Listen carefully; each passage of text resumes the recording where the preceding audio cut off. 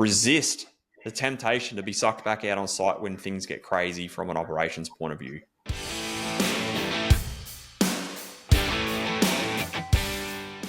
Hi everyone, Rob Kropp here, and welcome back to another episode of the Trade Den podcast. Welcome back, Dan. Great to have you back. Great to be back. Hello everyone. Big topic today, something we talk about a lot, but before we do, also some exciting stuff happening. I know you've been busy preparing for one of our live events coming up. Yeah, can't wait. Just putting on the final touches of our Lifestyle Mastermind event coming up very, very shortly. Can't wait. It's just feels like a lifetime ago since we got all our mastermind clients together, hasn't it? It does. Well, we do them every quarter, and it feels like this has been a big quarter since we sat down in Melbourne. We're heading off to Sydney, so looking forward to it and hearing what everyone's been up to. We get a good feel through the community, obviously, but to see the guys, shake their hands, look them in the eye, it just makes it a bit different. That atmosphere is something that you really look forward to. Yeah, I love our quarterly events. It's an opportunity for our lifestyle clients, which are all seven-figure plus trades and construction businessmen. It's just a really great opportunity for them all to fly into a location from all around Australia. We celebrate our wins. We focus on new habits for the up-and-coming quarter. We have client feature sessions, which I can't wait for this one. Then we just run with a good theme. We're talking about all things systems and processes this 3-day event. So I can't wait. Got a couple of guest speakers. You're running a session. I'm running a session, doing a client activity. It's going to be awesome, isn't it? It is. Speaking of client activities, if you're in Sydney and you see a bunch of about 50 guys running through the city screaming out for directions or asking for weird stuff from strangers, that's probably us. So say hi, say good day, don't be shy. We don't bite, but it's going to be a lot of fun and really can't wait. Yeah, awesome. Well, let's get stuck into today, hey? Yeah, so today we're talking about the peaks and troughs of what we call the win work, do work cycle. It's something familiar to all trades businesses. And Rob, I'm keen for you to start off by describing what we mean by what the win work, do work cycle actually is. Yeah, there's this real cycle that a lot of every trades business goes on over a period of time. A lot of people think that it's industry driven, market driven, or external factors driven. And no doubt that those factors contribute to some of the natural cycles we go on in business. But this is more of an internal cycle that a lot of business owners and businesses go on, which is a real reflection of where over a period of time, generally the owner, what they prioritize their time and energy and focus on. And a lot of business owners go through really peak busy times of delivering from an operational point of view, and they go all in operationally, and that's often then at the expense of them having their bum in the seat, pricing work, following up work, and winning work for their future pipeline. And so they chew through all that work, and then they hit a bit of a trough, and they are scratching around for their next job. They're wondering how they're going to keep their guys busy and their ground crew, and they quote like crazy, and they quote and quote and quote and quote and quote. And this is often a high stress period because they don't have a lot of work, and then they start winning the work, and they move into another high stress period because they've got too much work. And when they're in this too much work, instead of them focusing more on, well, how do I continue my pipeline and building that out to take my business to another level, they get sucked back out onto site. They get busy in delivery mode again at the expense of quoting and getting more quotes out the door and winning more work to be able to keep pushing ahead. And then the cycle starts all over again. So if you're listening to this episode, if you can think, you go through high peaks, low troughs, high peaks, low troughs. And that's the cycle that we talk around with this win work, do work cycle. And unfortunately, a lot of business owners get caught in this cycle and they just get stuck in it and they aren't able to break it. Yeah, and the reality is you're doomed to stay in it unless you do break it. Like once you're in it, it's very hard to get out of, because we'll talk about this in a moment, but the things you do to think you're going to break out of it only really move you to the next phase of the cycle. So you think you're taking really positive steps, but all you're doing is going backwards and forwards. So if you feel like you're on a never-ending cycle of win work, do work, win work, do work, where you live in extreme business, then extreme levels of stress because you got no work that you can keep you guys busy, then this episode is absolutely for you. We're going to break down the symptoms. We're going to be able to break down the root cause and the three main solutions on how you can break this cycle for good. So let's get stuck into it, hey? Yeah, let's do it. I think the first place, and you said it, is let's break down the symptoms, because it's very easy to be stuck in a cycle without being able to recognize you're in it. It's one part that you're in. You don't see the cycle for all the steps and components that you outlined. And we're going to dive deep into that today. But before we do, let's go through some of these things. So check this off as I read them through, as you listen, and figure out if any of these are happening. Chances are you're probably in the cycle or have suffered it before or about to repeat it again. First one is you've got no time to deliver the work you've already won. And that's that feeling of, where am I going to find the time? That absolute panic and the chaos of, I just can't even get through what we've got, let alone think about something else, or to go out and try and win more would be just crazy because I can't even deliver what I've got. Second symptoms would be quotes are piling up on your desk. You know you're getting queries. You know you're not answering them.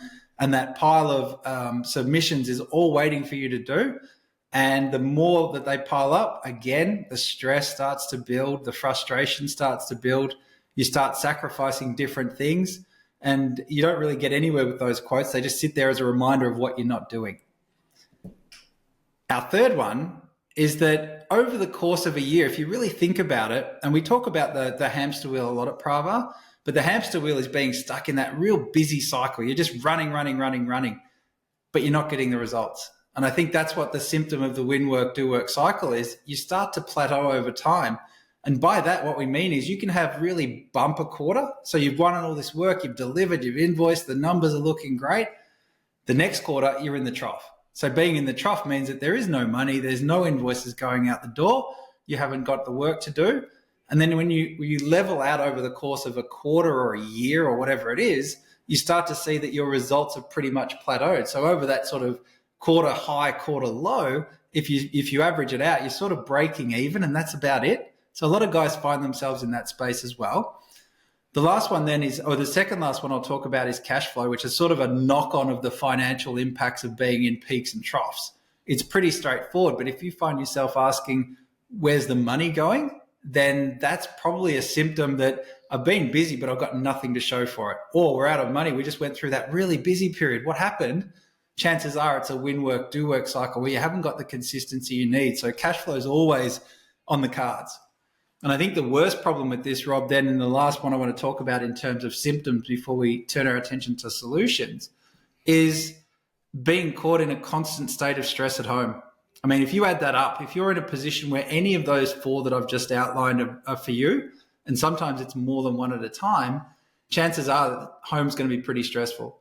If you've got quotes piling up on your desk and you're working nights to get that done on weekends, chances are you're not prioritizing family as much as you'd like to. And when that happens, the stress starts to build, the demands get higher. It's just one more thing that you're not doing that you feel like you should be, yet you're sitting there, how am I going to deliver all this work that's on my plate? So all of these conflicts add up and create tremendous stress at home. Yeah, I think that stress shows up in different phases of the cycle. When you've got too much, like you were saying, when you've got too much work on, the stress shows up in working long hours and not being present with your family, or not having the time to be with your family due to the sheer amount of work you've got to deliver by the deadlines. And then the other end of the spectrum is when you're in the trough phase of the win work, do work cycle, the stress shows up. It's still stress, but it's a different form because it often shows up in financial stress or stress around how am I going to keep my team busy without losing money. And so they're ultimately two ends of the spectrum, where one's a shit, how are we going to get this work done stress. The other one is shit, what's going on financially? We're losing money, we're going backwards, and I've got guys standing around, they're not making their money. So it's still stress, but they're just showing up in lots of different forms.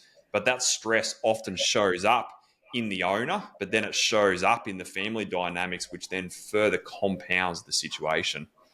And I think what you're talking about, those things that you're talking about compound, because when you start to look at solutions, if you start to treat the symptoms, all you're going to do is move yourself through the cycle. there's no way to get out of it. All you're going to do is go, well, I've got quotes piling up. I'm going to do those quotes. Now I'm going to feel more stress at home. Now, because I've sent those quotes out, I haven't delivered on the work I've got. So it becomes this sort of self-perpetuating hamster wheel, if you like, that you've got no way of getting out of. You've just got one thing to do, then the next, then the next. And before you know it, you're back where you started. So when we talk about what can we do about it today, we're not going to talk about dealing with symptoms. We want to break down what we've seen over thousands of clients in terms of trying to find the solutions that can break the cycle for good. So Rob, have you got, I know you do, but have you got in your memory what you would say would be some of the top things that help break the cycle for good? Yeah, before we get into the three main solutions, I think it's important to remember that we focus on the things that we can control, not focus on the things that we can't. And like I was alluding to before, is a lot of business owners go through these cycles, but they're too busy blaming external factors of why they're in these cycles around the economy, around the marketplace, what's going on in the industry, um, uh, interest rates, other sectors being quiet, so therefore we're quiet. All those things happen regardless. But what we're going to talk today around these solutions is let's focus on three solutions that we can integrate into our world so that we can succeed and build a sustainable and scalable business regardless of what's going on out there in the greater economy and what's going on out there in the marketplace. So if you're listening to today, we get it that there's challenging times right now in the marketplace and there's all these external factors. But what we're trying to do is challenge your thinking and get you to be a hell of a lot more strategic in terms of what you're prioritizing and focusing on internally in your business, because that's what's going to break the cycle and enable you to keep moving forward regardless of what's going on around you. I think that's really important that if you're listening today, that you can really let that point hit home. Yeah, it's that cracking things. If you can stop the noise and really hone in on this and what we're about to talk about, then you're going to feel much more like you're in the driver's seat. Because you're right, the emotions run high, don't they? We talk about a peak and a trough. You don't have those without the emotions that go with it, do you? You have to feel those things, and they don't feel pleasant when you go through them. Agreed. All right, so let's break it down then, and let's start talking solutions. The first one I know you want to talk about is knowing this thing called a gestation period. Do you want to break that down for the listener and tell us how that builds a solution to breaking the win work, do work cycle? Yeah, if you're listening today, what I want you to think about is the work that you are doing at the moment, the work you've either started this week or are working on this week. I want you to think about, when did you price that job? When did you start that job? And when are you expected to finish that job? Because those three factors there help you understand this thing, what we call a gestation period, of the time frame from when the initial lead came through the door to when you got the quote out the door to when you actually got your foot on site to actually start the job. And so by understanding your gestation period within your business helps you plan better, and it helps you manage your pipeline to be more consistent in your ability to deliver consistent work. I was going to say, how does knowing that it takes me a long time equal breaking out of the cycle? Like, I know it takes a little bit of time. I know I'm busy. Like, if I'm busy, I should be out of the cycle, shouldn't I?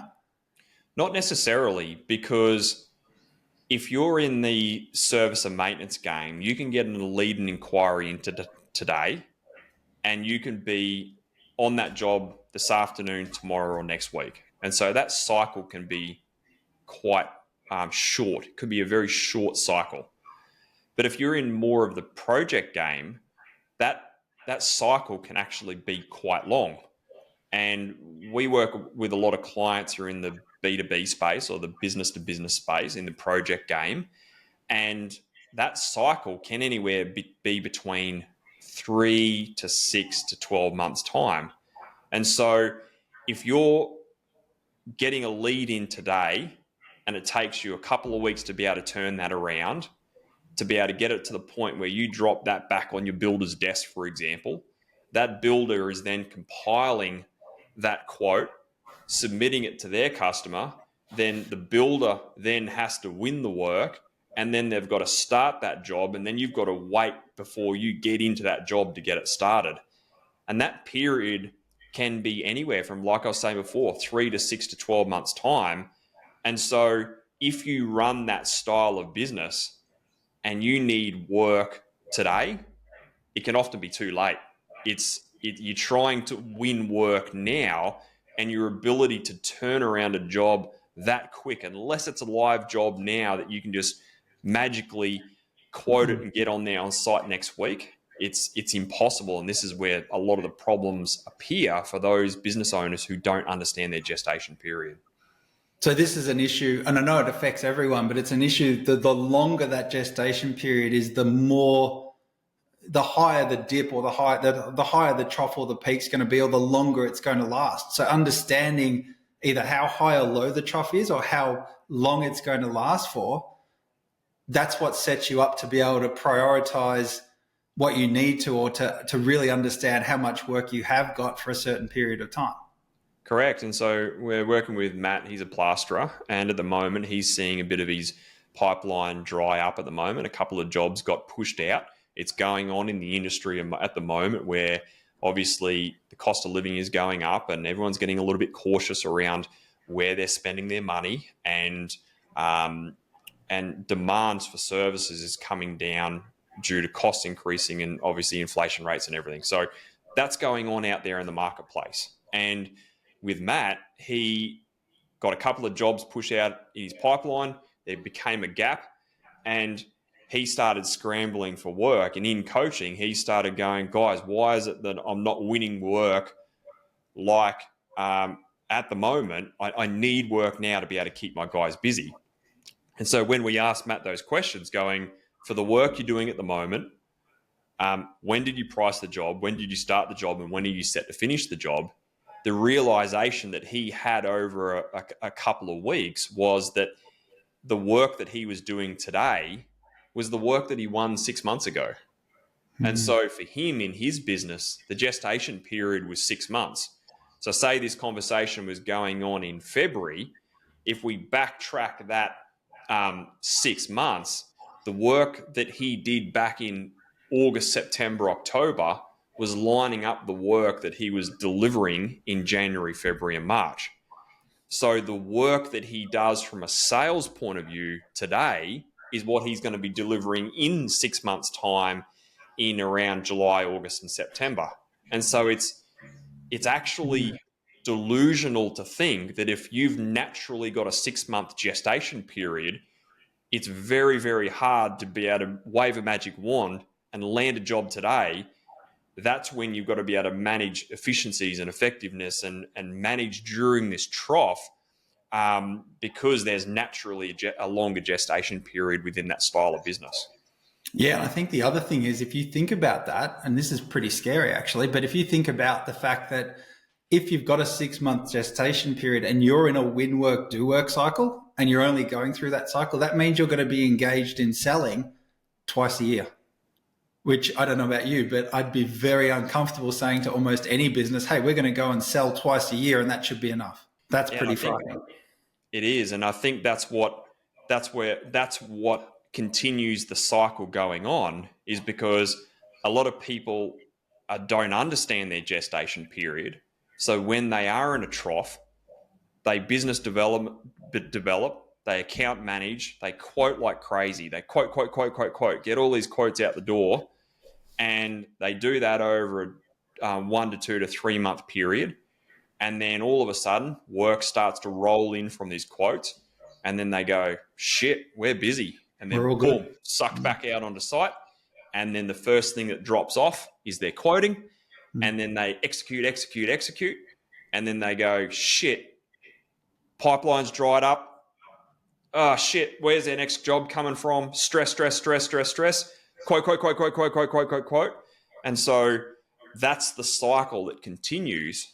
And so unless we break that cycle we're going to continue to go through that cycle quarter on quarter, 6 months on 6 month, year on year. Yeah, and I think you're right. And I think then if you looked at it in terms of understanding that gestation period, you go, well, not so much what was I doing last week? Hey, we were busy this week, we're not. I need to sell this week. When was the last time I sold like this? Oh, 6 months ago or something like that. It's like, no wonder you're in this cycle. So that's why this is so important. I think the other thing you mentioned, which is interesting, is where our focus goes.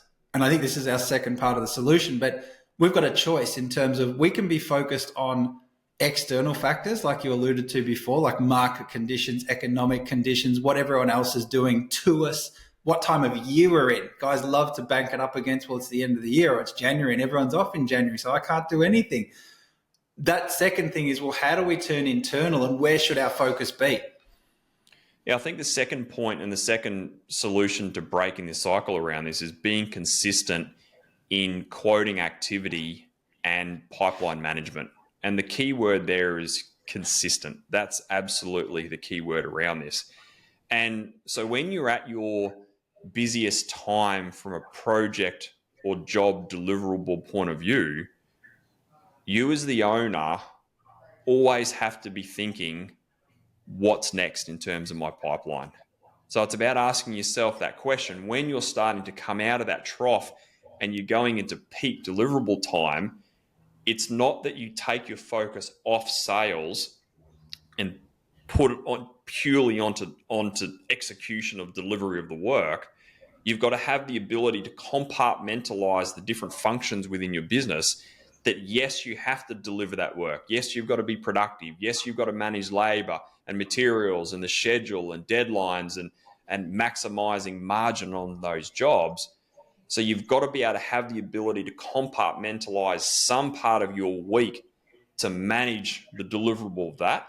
But you've got to be able to have an element of your week where you're consistently punching out quotes. You're always focusing on business development. You're always thinking around account managing existing relationships that you've got, because you've always got to be thinking what's next. Otherwise, like you said, you go through those periods of extreme deliverables, extreme quoting, extreme deliverables, extreme quoting. What we want to do is break that cycle and be consistently quoting always throughout the year. And that's how we stack growth on top of each other rather than going through big peaks and big troughs like you're explaining earlier. Yeah.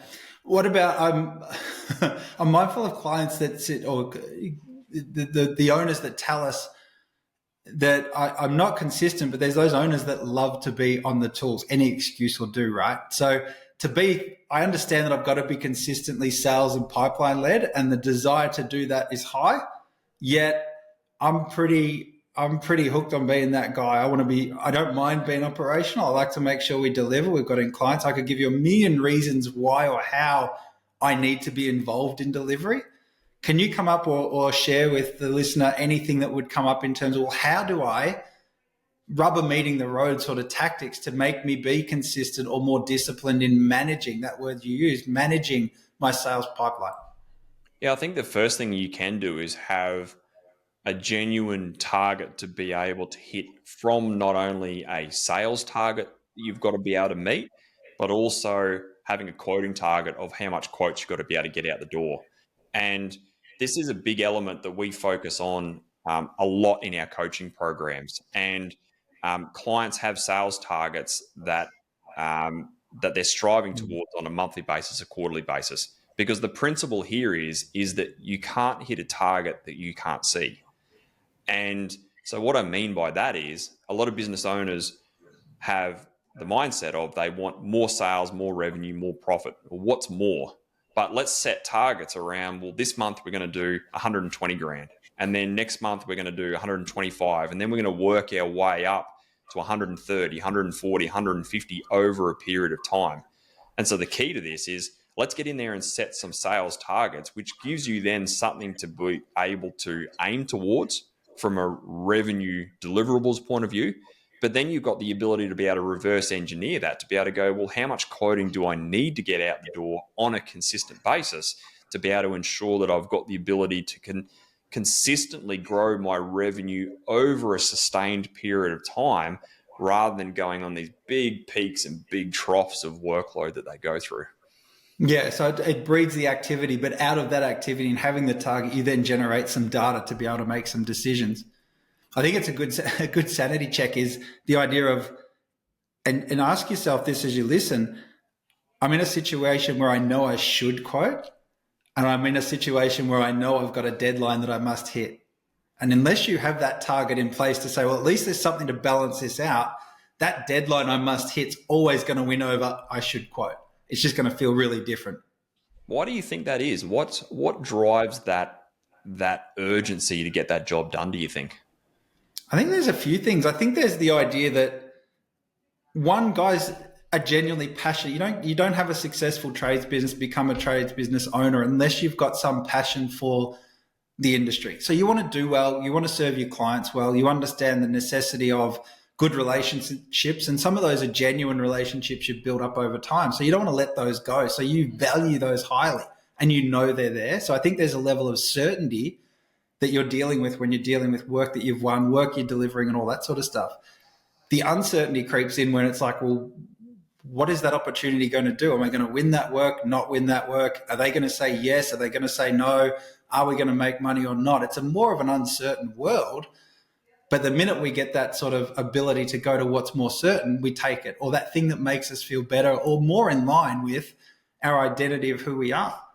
So if we think we're someone who's been on the tools for, I don't know, let's say 20 years versus someone who's now been in the office selling 1 or 2 days a week for 3 months, that's going to be a really hard thing to break. But that's why I think this focus is so important. That's why having a sales target in place at least gives you something to play the game against. Otherwise, there's just this sort of void of cloudy sort of space that you're working in versus this really space that you know and love and you can see value in. So I think you're always going to fly to that thing that you're most aligned to. So I think we've got to be really careful on how we set that up.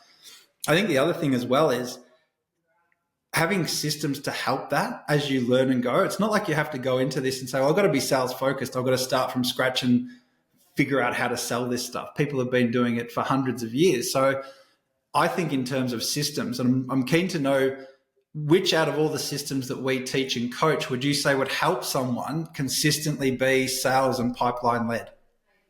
Yeah, I would say there would be two main systems, which is your quoting system and then your follow-up system. And they would be my two main systems, regardless if you use software or not, because the software is what supports the system. Your ability to have something that enables you to efficiently get quotes out the door where you're constantly refining that. And the system enables accuracy of your quote, but your system also over time helps increase the speed in terms of how you can get that quote done. So what it So you means can get more quotes out the door. Yeah, so it means you can get more quotes out the door. So you're getting more done in less time. That's leveraging. That's the whole idea of a system. It creates leverage. So by having a quoting system, A, it makes you more accurate, and B, you just get naturally more out the door at the right price.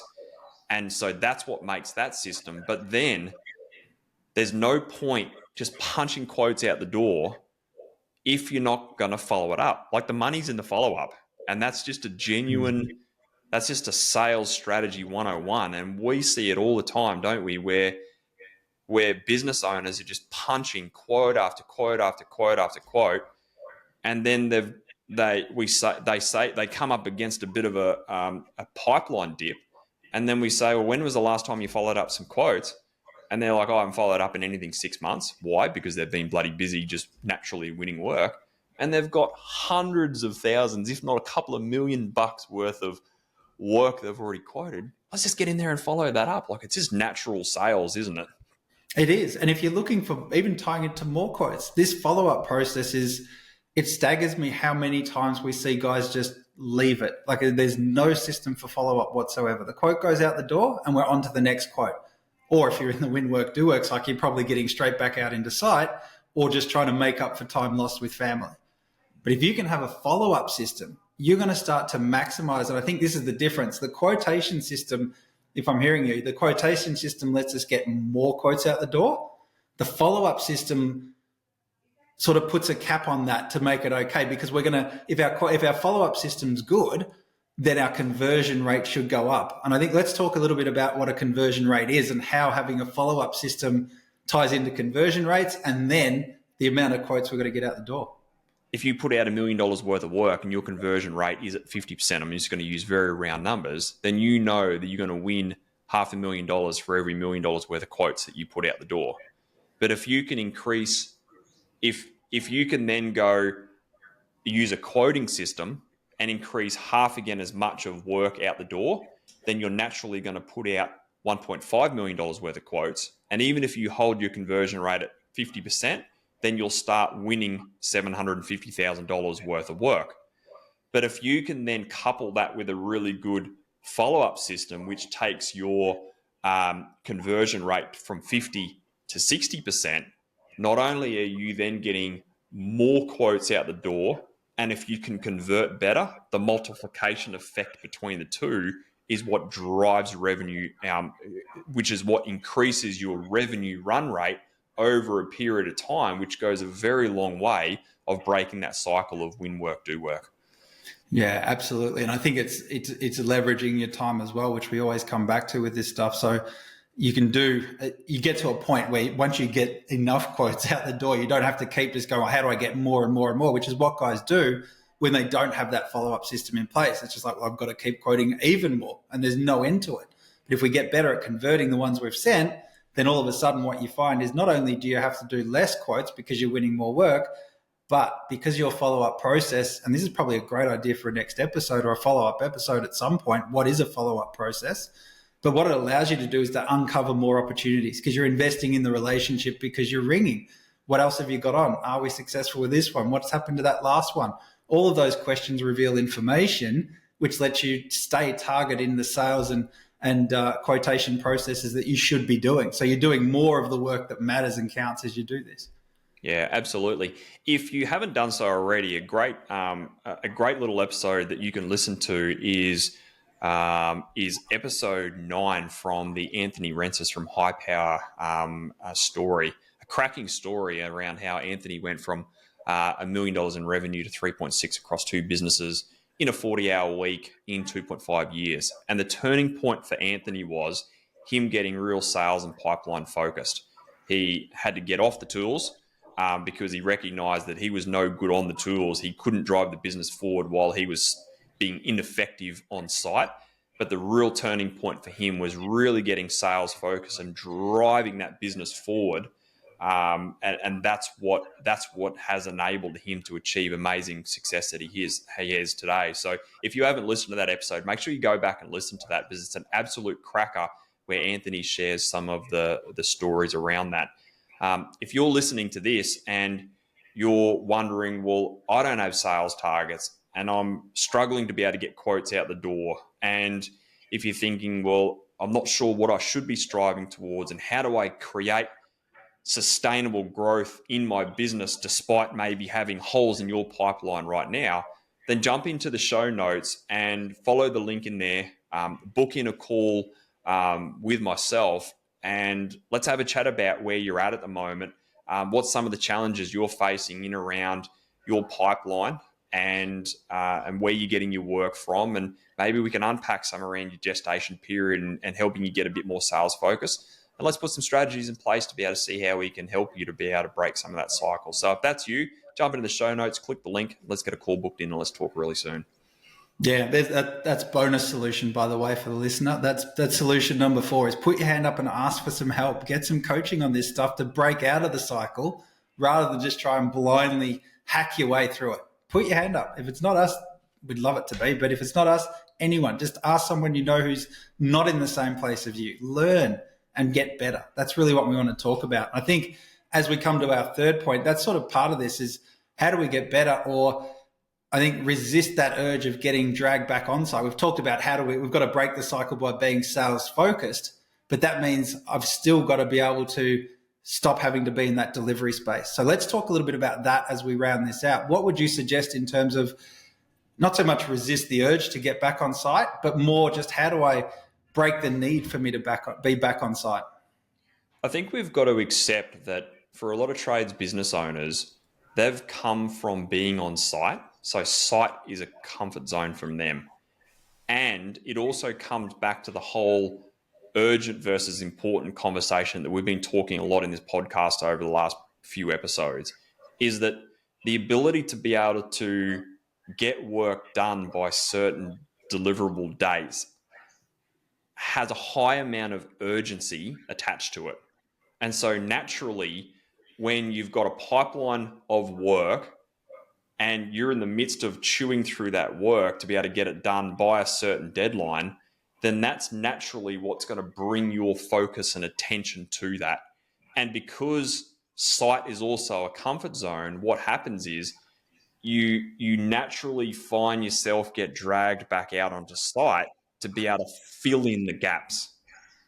And so the way to be able to break this cycle around this is that when you're on the upswing out of the trough within your business, when you're starting to hit that peak in terms of we're at peak capacity for the amount of work that we've won, instead of thinking, I've got to be the one that can fill in the gaps, the owner, you as the listener, has to think, you've got to ask yourself that question: who do I have to hire, and who's my next resource to match my revenue profile of where we're going? So if you're coming out of a trough and you dipped back down to 80K months and you're building up 80, 90, $100,000 months, and you're starting to hit a peak in the capacity of that's the amount of work that your team can deliver is 100 grand months, instead of winning 120 grand and you be the guy that delivers that $20,000 a month, you've got to ask the question going, we're on an upward lift in terms of where we're going. Who do I need to hire? Tradesman, leading hand, apprentice, labourer. Who is that person so that they can chalk out my team and the team can deliver the work, not me be the guy that jumps in and supports the team to deliver the work? It's a slight distinction, but a very, very powerful question, because then you're forcing your team to deliver the work, not you be the guy that gets sucked out there to get into delivering it for them. Yeah, I love that question. And I think this is the thing. If you're asking yourself that question, great. Most people in our experience would be asking the question, how do I get this work done? And that's what sets you up for the wrong thing, because your brain then focuses or gets really obsessed over that question. How do I, being the business owner, get this work done? So now you're already taking on the responsibility for delivering on the work that you've won, which is not the right focus you need to have. If you ask the question, who do I need to have in place to help get this work done? Completely different set of answers that you're going to get and set you off on a whole nother trajectory. But the minute you start asking, how do I get this work done? You're already starting to, you've got 1 foot back in the hamster wheel. Correct. It's not how, but who. And this Correct. is how, over a period of time, when we're working with our clients, sure, there's natural highs and lows, and there's never a straight line to success. It never exists. But most business owners have big peaks, big troughs. But the way that we overcome this with clients is that they have sustainable, scalable growth over a period of time, and they break the cycle because they understand their gestation period, they're marketing and sales led and really focusing on filling their pipeline, but then they're constantly building out their operational team and chalking in their ground crew, where as they go from 100 grand months to 120 to 30 to 40 to 50 to 200 to 225, as they're growing their top line, they're building out their ground crew around them. And that's how the business continues to grow, by matching their revenue to their resourcing plan, like we spoke around in a previous episode, rather than the business owner getting caught sucked out in there. And when you get that right, that's how you break this win work, do work cycle for good. Yeah, and the worst thing we see, and I think this is a bit of a nightmare scenario, is where guys go on the drop off and they start getting rid of guys. And that sort of, and as you were talking, I was reminded of the story of Chris the roofer in terms of, and he went through that, right? He unfortunately had to get to that point where he let guys go, and then when it picks up again, you're in that double whammy of shit. I need guys now. I got to find out who's going to do this, and there's no one there. So you've got two choices. You either find them quick, smart, hopefully, depending on again market conditions, sometimes can really determine that, but if you don't find the right guys, who's going to have to do all that delivery? It's going to be you again. And no sooner are you going to deliver that work than you're back at the bottom again. So I think maybe, and his story is way bigger than that, might be worth telling in terms of finishing up that the whole Chris the Roofer story, maybe over the last 6 to 8 months. Yeah, I want to. It's actually probably further than back than that. It's 12. It's probably a good 12 months because he spent True. the first half of last year selling like crazy. Like he spent the first, and I loved it. He was out there quoting work, bashing down the door of builders, because he's like, right, I'm on a mission. I'm going to grow this business. And he spent the first half doing that, filled his pipeline for the second half of the business. And it was almost a year of two halves. It really was. First half was sales, second half was deliverables. Now, Chris made this major mistake. He found himself on the win work, do work cycle, because when he then got into the back end of last year, his guys were flat out, and he was just all about operations. He was so consumed around delivering the work. He had builders breathing down his throat, deadlines. He had to get certain things done. He was absolutely feeling the pressure. Quotes were piling up on his desk. He was letting his customers down because they were like, come on, Chris, get that quote back to us. Yeah, mate, I'll get that done. When he did it, the quotes were wrong. They're at the wrong price because he was doing them after hours and all those types of things. Then he got to the start of the year and his pipeline was empty.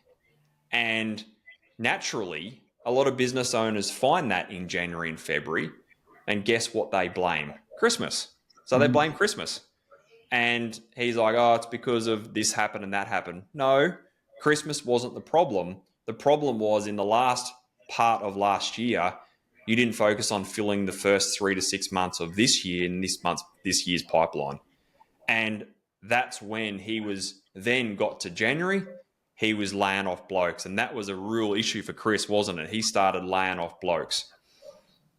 Yep, it is. And that's where you're repeating for that next phase of the cycle. At that point, you're now set up that the only way to go is that you're going to have to deliver whatever work you win, unless you almost win the lottery of finding the right guys to join your team.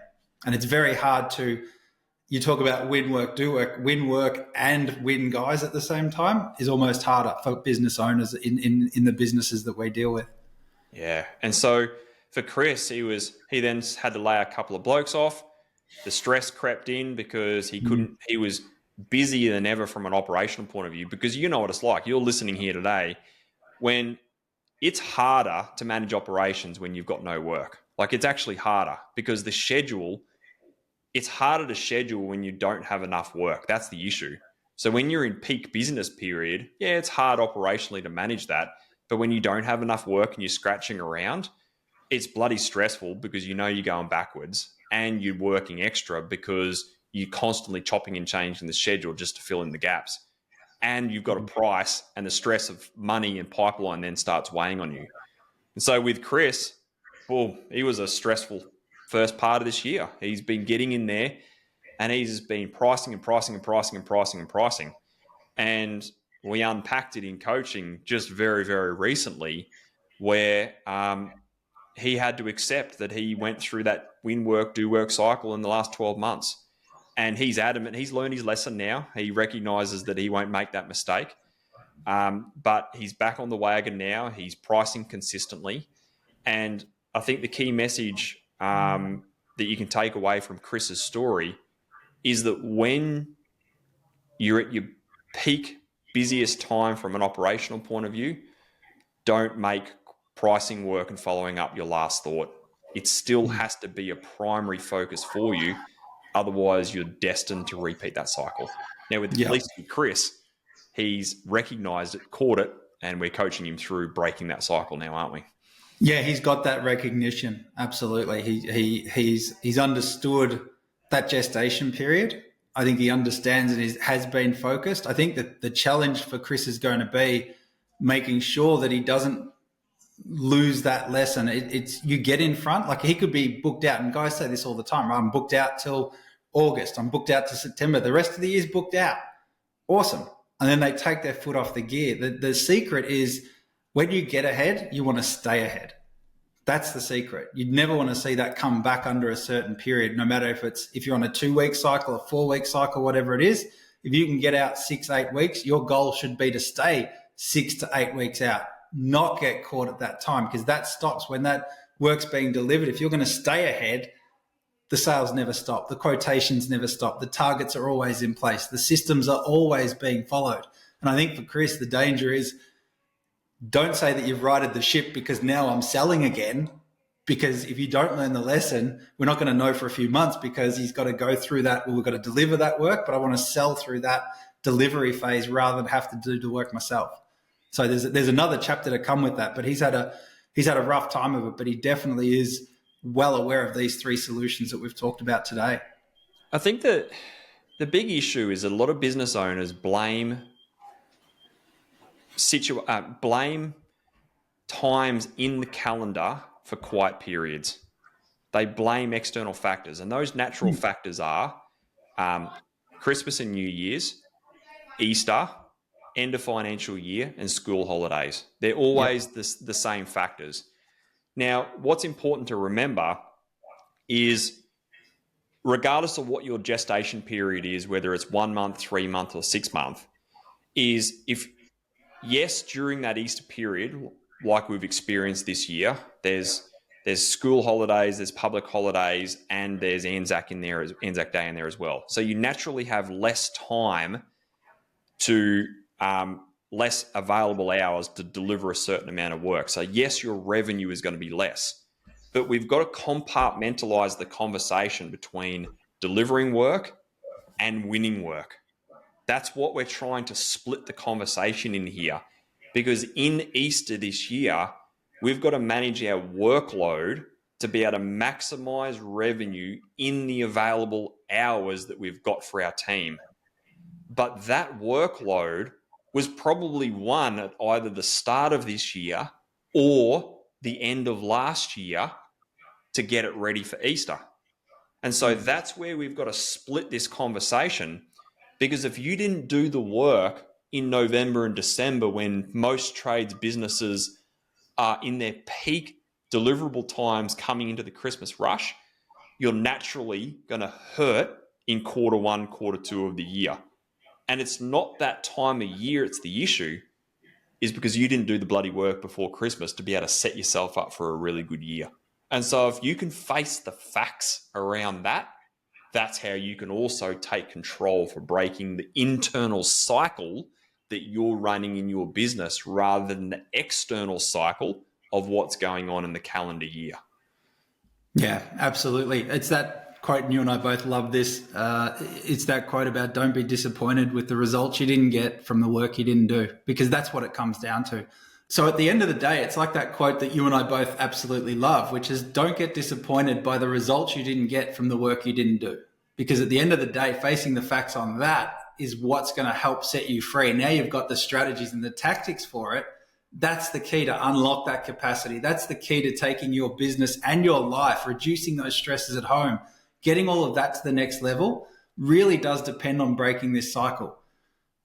But the ultimate truth is, no one's going to do it for you. As a business owner, this cycle is yours to own, as is breaking free of it.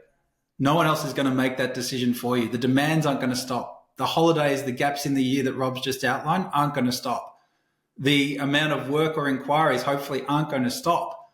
These things and these demands we have to deal with are going to keep coming. But you having the ability, the capacity, the focus, the discipline, everything that we've spoken about is what breaks you free of that cycle. So really, no one else is going to do this for you. Yeah, so I think what you can do is, to be able to break this cycle, is not control external factors, but take control of what you can do internally within your operations. And so to recap that, where we've landed on today is number one is know your gestation period. You've got to know what that period looks like for your business. Is it 1 week, 1 month, 3 months, 6 months, or longer? What is that for your business? Because once you know that information, you are armed with that to be able to make far better strategic decisions around your business. Number two, it's be consistent in your quoting and follow up. And the key word there is consistent. It's not going hell for leather and doing 6 months worth of quote in 1 or 2 months because you got no work on. It's consistently over time hitting your sales targets, hitting your quoting targets, and using those couple of systems that we spoke around to be able to make you more efficient, more effective, and increase your conversion rate. And then finally, it's your ability to increase operational capacity and resist the temptation to be sucked back out on site when things get crazy from an operations point of view. Yes, you've got to be able to go out there and be on the tools where you need to. Yes, you've got to be out there and show face and project manage jobs and make sure that they're safe and you're delivering them on time and on budget. But you've got to think who, not how am I. And that was the key distinction between those two. So hopefully you've enjoyed today's episode. There's lots and lots of golden nuggets in there. But today is all about breaking this win work, do work cycle. And that's in your control more than you probably realize. But it's your ability to break through this cycle and be able to create sustainable and scalable business growth for your business, which is going to be able to give you the time and the money and the freedom that you know you want for your business.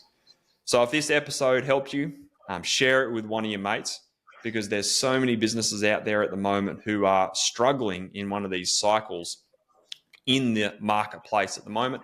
Share it with one of your mates, and hopefully that can help them so that they can set themselves up for an amazing 12 to 24 months ahead. Thanks very much for tuning in today, and we're looking forward to coming back to you next week with another ripper episode. Thanks, guys. See you on the next one.